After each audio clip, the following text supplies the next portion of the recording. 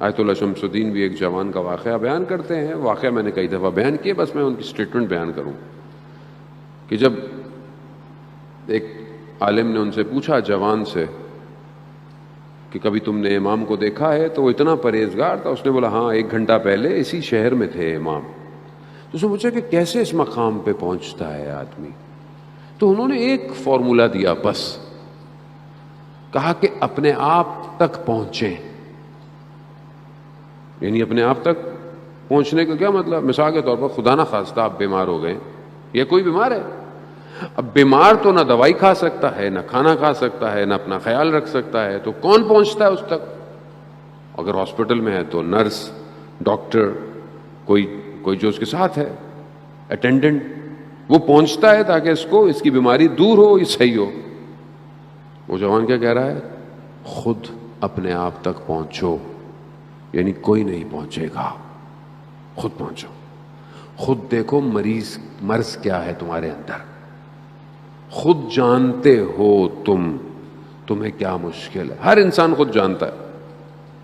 ایسا ہو ہی نہیں سکتا کہ آپ کو نہ پتا ہو کہ آپ کی پرابلم کیا ہے. آپ کو پتا ہے آپ کی پرابلم کیا ہے. میں جانتا ہوں میری مشکل کیا ہے. میں جانتا ہوں کہ میں جب بھی پرواز کرنے کی کوشش کرتا ہوں میں گر جاتا ہوں. کیوں گر رہا ہوں میں بار بار بار بار بار بار؟ اس کا مطلب میں ایک ہی جگہ گر رہا ہوں، تو میں کیوں نہیں اس کو صحیح کرتا؟ میرے اختیار میں نہیں ہے، میرے بس میں ہو. آپ کے اختیار میں نہیں ہے تو اللہ نے آپ کو یہ دیے ہوئے نا جو با اختیار ہیں، ان کے دروں پہ آئے، ان کے دروں پہ آئے نا. زیارت جامع کبیرہ میں ہم پڑھتے ہیں کہ ہماری باز گشت، ہمارا پلٹنا، امام کہتے ہیں کہ تمہاری باز گشت، تمہارا پلٹنا ہماری طرف ہے. تم نے ہماری طرف ہی آنا ہے. خوب جب آنا ہی ہے تو خوب انہی کے دروازے پر آؤ. یہی بچائیں گے. کون بچائے گا؟ کوئی اور نہیں بچائے گا. عزیزان محترم، خوب انہی کے دروازے پر آیا. ہر شخص ان کے دروازے پر آیا، مشکل میں آیا، ہر طریقے سے آیا. اللہ آغا انصاریان بہت بڑے عالم دین ہیں. کووڈ کی وجہ سے وہ بھی بہرحال اس سال مجالس نہیں پڑھ پا رہے ہیں. اللہ تعالیٰ ان کو شفاء کاملہ عطا فرمائے. وہ حرم امام رضا میں مجلس پڑھ رہے تھے.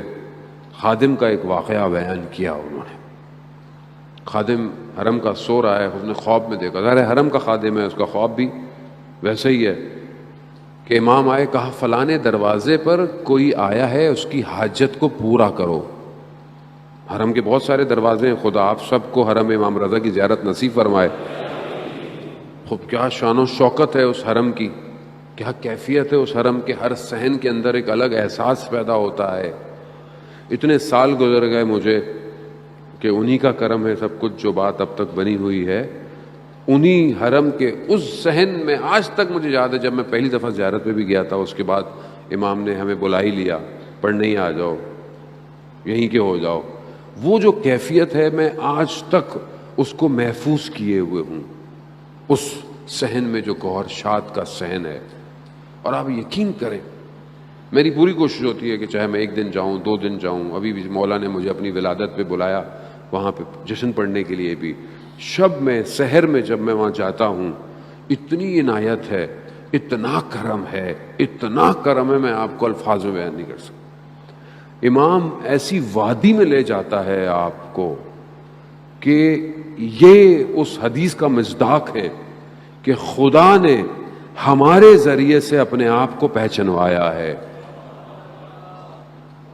وہاں جاتے ہی مطلب توحید لبریز ہونا شروع ہو جاتی ہے. اب خادم گیا، دروازے پہ گیا، جا کے دیکھا تو کوئی شخص نظر نہیں آیا. جب دیکھا تو ایک کتا ہے.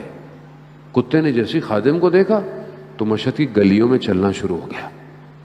جاتے جاتے دیکھا ایک جگہ سڑک کنارے جو پانی بہ رہا ہوتا ہے اس کے اوپر جالی لگی ہوئی ہے، نالا جو ہوتا ہے صاف پانی گزرنے کا. دیکھا اس کا بچہ اس جالی میں پھنسا ہوا ہے. انہوں نے دیکھا، اس کو نکال لیا.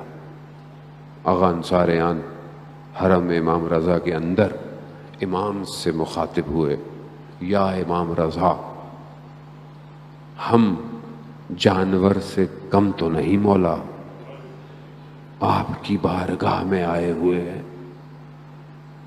کوئی نہیں بچائے گا ان کے علاوہ عزیزان محترم. یہ جو مشکل ہے نا، صرف متصل ہونے کی دیر ہے بس.